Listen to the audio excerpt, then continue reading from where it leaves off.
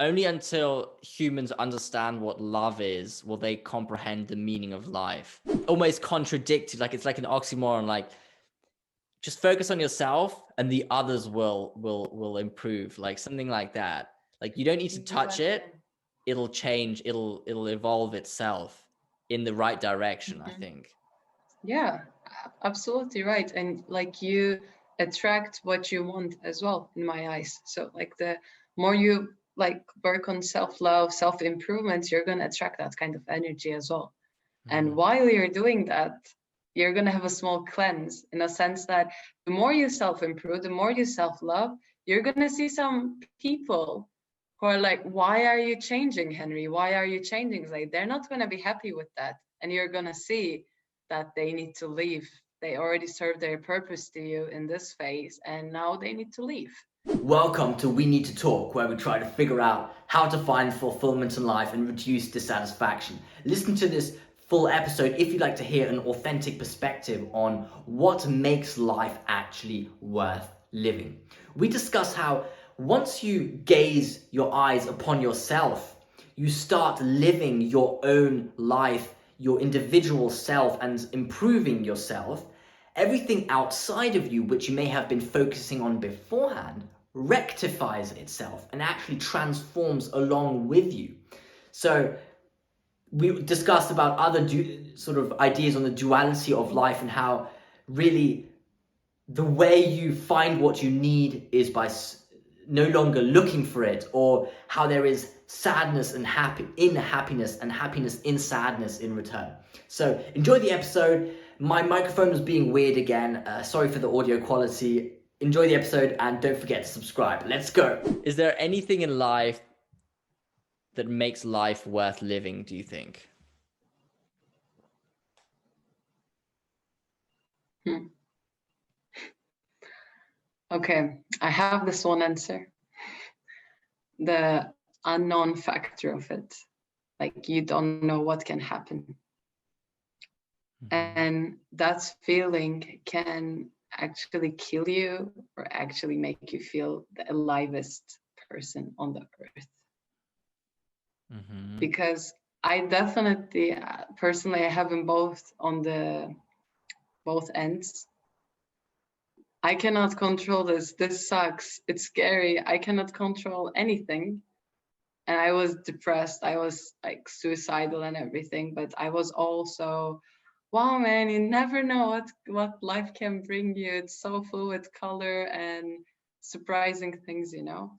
And I think that's what is living for. And it's you can feed those thoughts with different people, different experiences, you know. So what I'm at the moment and for a while trying to feed the colorful side of that, the unknown factor of life is actually the most amazing part of it, rather than the whole spiraling down of it's everything is out of control, panic time, you know? Mm-hmm.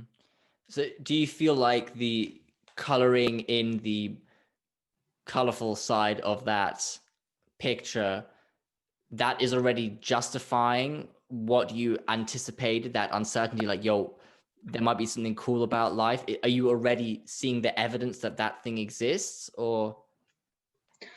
Um, so here's the thing. When I say like colorful things, I definitely didn't only mean happy feelings. I also included like sadness, tragedies, traumas in it as well.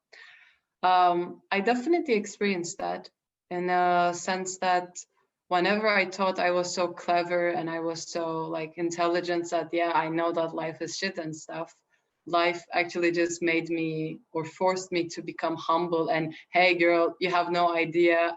I drew the bigger picture, you know, and that's why I found most of my happiest moments in my saddest times and one of my saddest times in my happiest moments, you know. That's I so just interesting. never, Yeah. yeah, I never realized what it can lead to, you know. And I'm only 20 years old, you know, but like something happened 7 years ago actually affected my today, and I had no idea, or I couldn't have any insight about it, you know. And when I realized the beauty of it, like maybe in a Christian way of saying like, yeah, something is planned in me, God is not done with me yet kind of mentality, but it is something beautiful, you know? Mm-hmm. Yeah. Can you explain a little bit of that,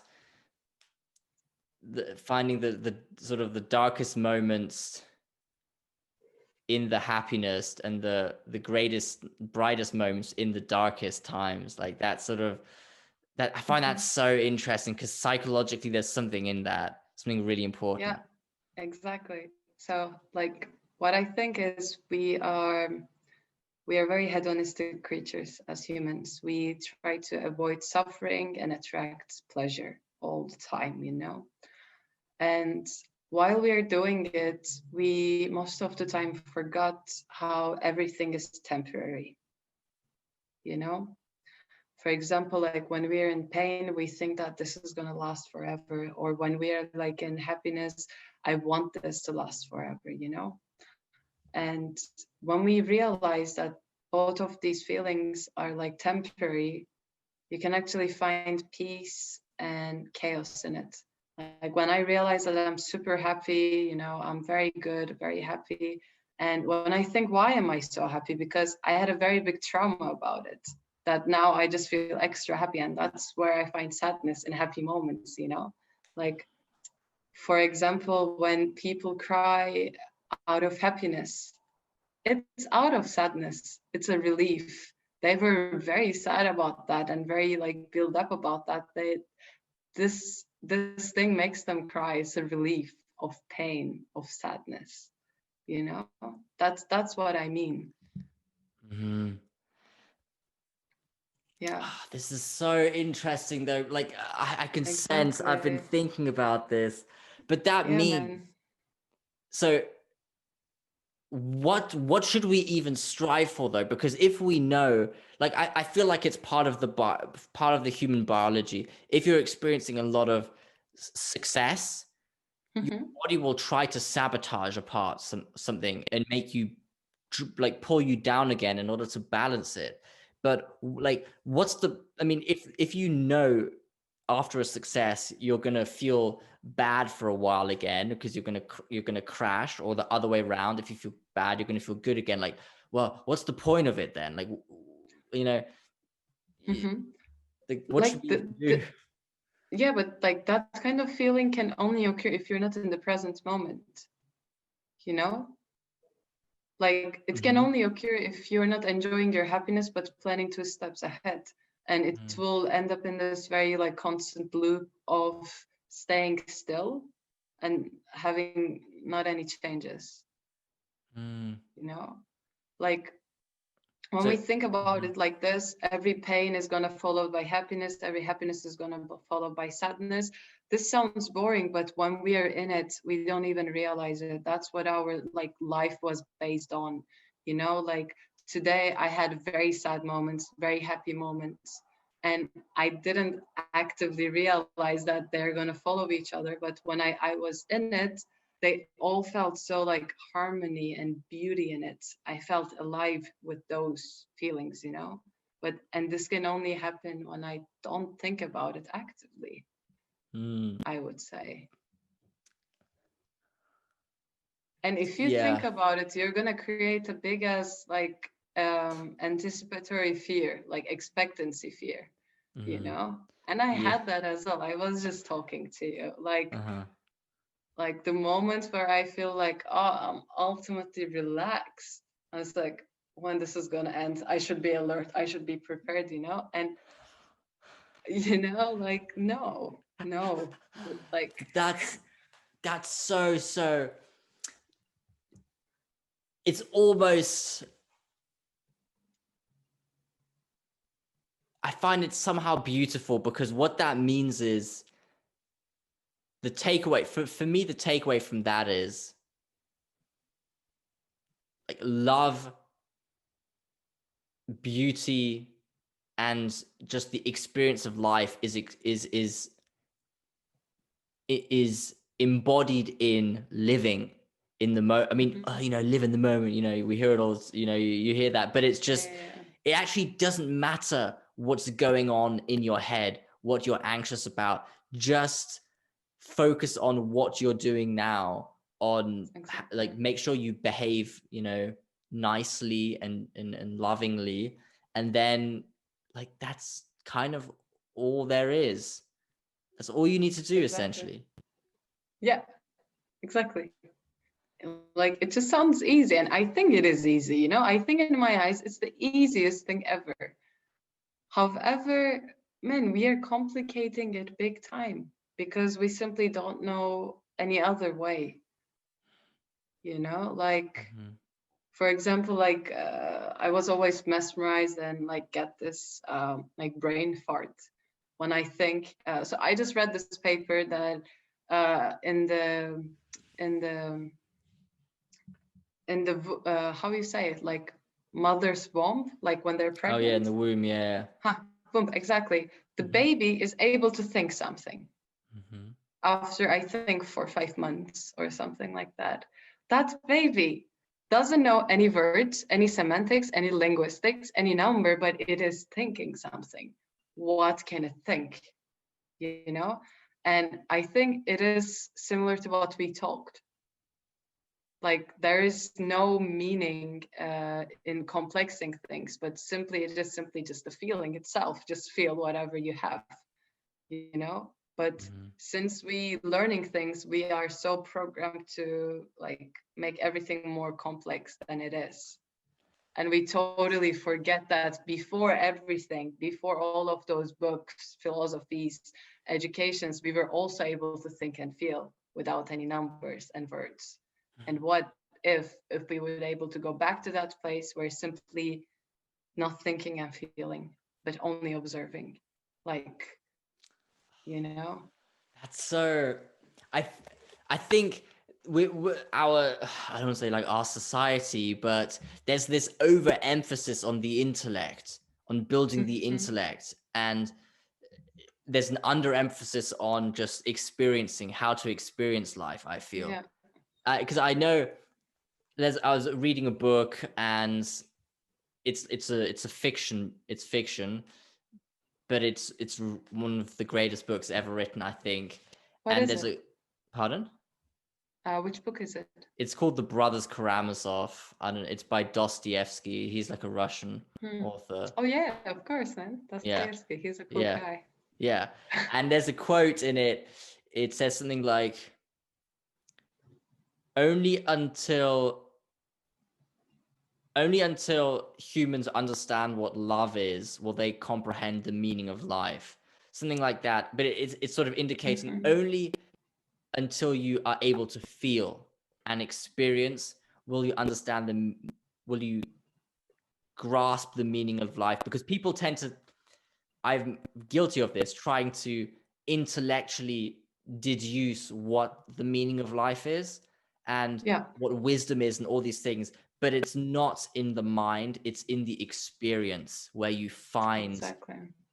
like fulfillment. It's in the body, which is completely Yeah. under communicated And nowadays. like Henry, I think you shouldn't feel guilty or something, you know, like it's just about the tools that you have. Right now you have the tool of the, I don't know, the literature, the philosophy, the self-development books, and you're just trying your best to express that non-expressible feeling, you know. Mm-hmm. Mm. Yeah, I think it's still like pretty amazing. And that's the only tool we have. You know, I'm talking like this, that I'm just like, yeah, just a pure feeling. It's the simplest thing, but it's the hardest thing ever, you know? When I like ask some people, hey man, just simply listen to your heart. If you cannot make a decision, what your gut feeling says it to you, you know? They stare and they cannot give me an answer immediately. Mm. It's in you, it's just there, you know, just look through it. But no, we just put so many layers, and it's a very natural process, you know, it's not anything bad. It just, Mm. it happened in that way. Mm-hmm. But it's a kind of arrogance of, I think, Mm-hmm. modern humans to think that they can think and find the meaning of life. That it's this sort of, they can use the rational to sort of live outside of life, observe it, Yeah. and sort of know how it all works without having to actually immerse themselves in it and Mhm. just be kind of free and let go. That's sort of what's coming to my mind. Because Yeah, but yeah. would it matter? Like, would it matter if the person is arrogant or not? You know, um, I actually truly believe that like when the time is right and when you're ready for it, you're gonna experience what you need to experience. You know, like um, for Mm. example, I had definitely some like memories and like traumas that I didn't realize since I was 18. And I was like, why is this like happening all of a sudden, you know? And I realized that now it's time to, I feel ready to take those. And it's the Mhm. same with like the meaning of life as well. Like you can be arrogant, you can be angry towards life. I don't know, whatever you are, but it's a process of you being ready towards that. And you never know it. And it can Mhm. actually happen in one day. You can think that, oh, it just happened in one day, but no, it was building to that day for 20 years every day, you know? Mhm. Yeah, so I think arrogance is a part of it for some people, and for some it's not. I like what you see when you that idea of things will occur to you when the time is right, and that's the Mhm. kind of an idea that there's almost like a factor that is beyond you that you do not control. It's sort of it plays on the outside and it'll manipulate you kind of. But then there's some Yeah. people who live a life of, yeah, as I said before, like kind of suffering, and they don't process their trauma. They just sort of drown Hmm. in it. Like, is it a case to just, I find it difficult to just accept that. And, to say that, okay, these people, that's just how they're going to have to live. You say, well, Hmm. I've made all these psychological developments and these realizations in the past 6 months, but what about this person over here who's been suffering for 30 years and has never Yeah. processed or reflected on it? Yeah, like even though this might sound inhumane, but they need to go through this, and you shouldn't do any help to them unless they ask for it. And like this is one of the reasons why I'm against many self-development campaigns. It just gives a very premature, overwhelming motivations to some people that they're not ready for it, and it just makes them feel worse. And it actually maybe like slow down their process, or maybe fast down in the higher picture. Who knows? But you know, Mm-hmm. like it's just very hard. Like personally, I used to try to help many people as I can. Like I'm just like seeing people suffer, try to help, and I would feel bad sometimes because of my privileges, you know. But it's just playing God. Like the actual selfless act itself is to stay still unless they ask for help, or unless they want to end their suffering, because for you it's a big ass challenge as well to stay still while someone else is suffering. You have something to learn from that as well. Why you feel bad, like why you feel guilty or whatever. So, Yeah, but what if this person who's been suffering for 30 years dies tomorrow and then that's it? And they that's it. never, like, they never reflected, they never processed anything. Like how we know that? Well, that's the question. We don't, but maybe it's a wrong observation of mine that. Hmm. No, no, like I think I get what you mean, you know. But at the same time, I think it's just so important to realize that this world and other people exist in our mind in a way that we designed it for, how we perceive it.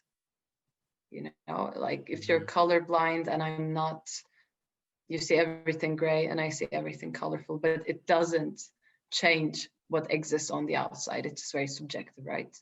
And it's the same with these type of people as well. Maybe we see that he or she is not progressing at all, no like self-reflection, no healing, but maybe they already reached the nirvana and repeating this all over again just for fun, you know? And like,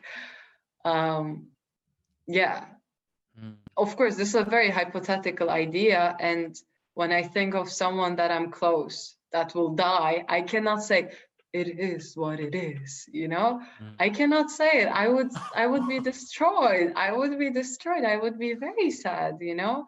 Mm. But from a objective and a safe distance, all I can say is that it is what it is.